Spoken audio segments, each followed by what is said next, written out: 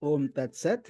Welcome to Gyan Bhakti. We focus on spirituality, Vedanta, and Sanatana Dharma.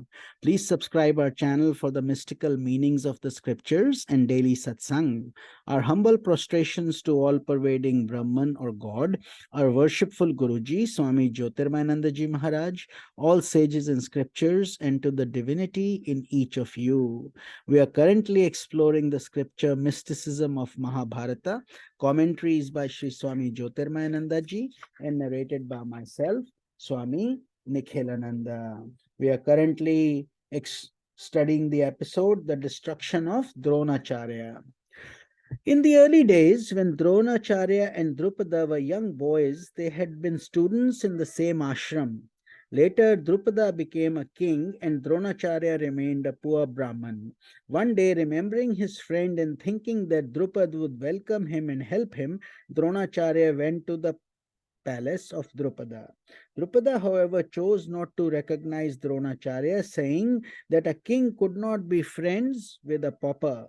As a result of this insult, Dronacharya held a deep grudge against Drupada. Later, Dronacharya was employed as a guru of the martial arts to the royal princes, the Kauravas, and the Pandavas. When these young men had concluded their studies, the princes asked Dronacharya how they could please him as Guru Dakshina. That was customary to give something to the Guru for his guidance. He said that the only way they could do so was to fight Drupad and defeat him. Thus, the young princes attacked Drupad, capturing him and brought him before their teacher with his hands tied up. Dronacharya then gave back half of Drupad's kingdom to him, retaining the other half for himself. While doing so, he announced, "Now we are both kings on equal footing and we can be friends." Drupad, however, felt far from friendly towards Dronacharya, who had brought him to such a state of degradation because he lost from the Pandavas half his empire. So Drupada began to practice austerity and performed a special yajna for the express purpose of getting a son and a daughter who would one day destroy Dronacharya. As a result of this austerity, Drishtadyumna and Draupadi were born out of the sacrificial fire.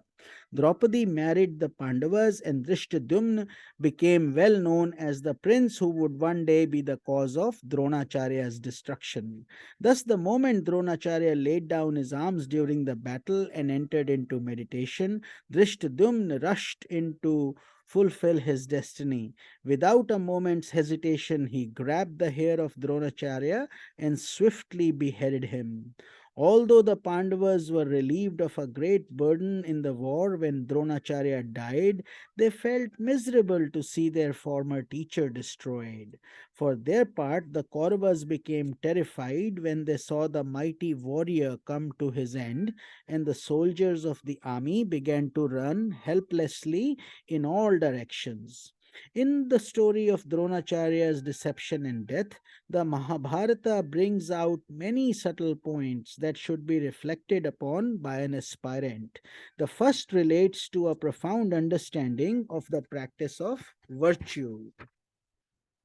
Many readers of the Mahabharata say, how could Krishna, who is the divine self and the very embodiment of virtue, lead Yudhishthira into speaking a lie? You must realize that the practice of virtue is not simple.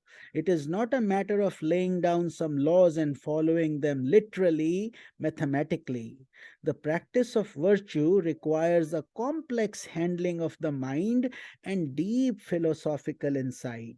By focusing on the virtue of truthfulness as understood and practiced by Yudhishthira, the Mahabharata points out the relative nature of ethical values and the need to reflect seriously upon the more profound implications of every virtue.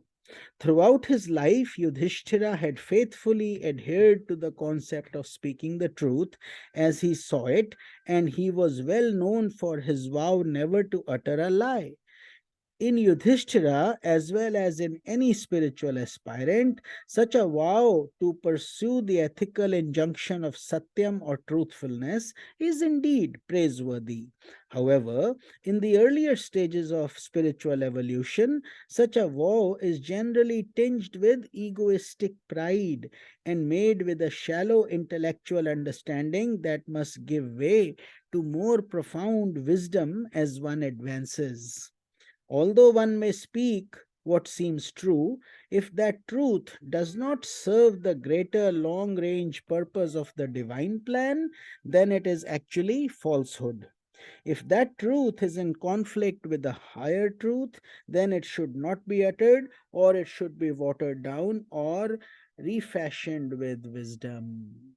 So, quite a complex situation, but so beautifully explained. With this, we conclude our satsang, and we will see you tomorrow, and we will continue this episode in Drona Parva. Hari Om Tat Sat.